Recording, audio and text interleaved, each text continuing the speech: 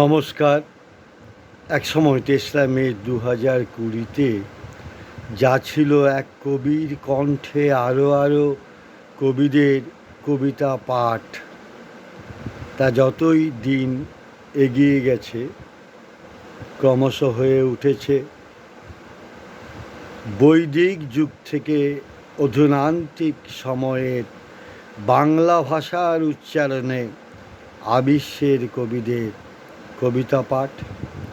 সেই পাঠের ধারাবাহিকতায় আজ আমি পাঠ রেকর্ড করব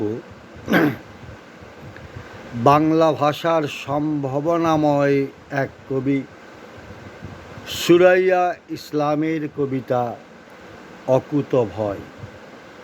অকুতভয় কবি সুরাইয়া ইসলাম। আমি বিছানায় পাশ ফেরা প্রত্যাখ্যান,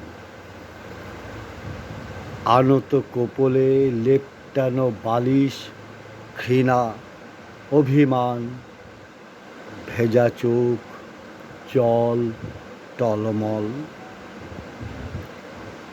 ঘোলাটে মেঘের আড়ালে থাকা গ্রহণের চাঁদ, আমি পূর্ণিমা, আলো ঝলমল।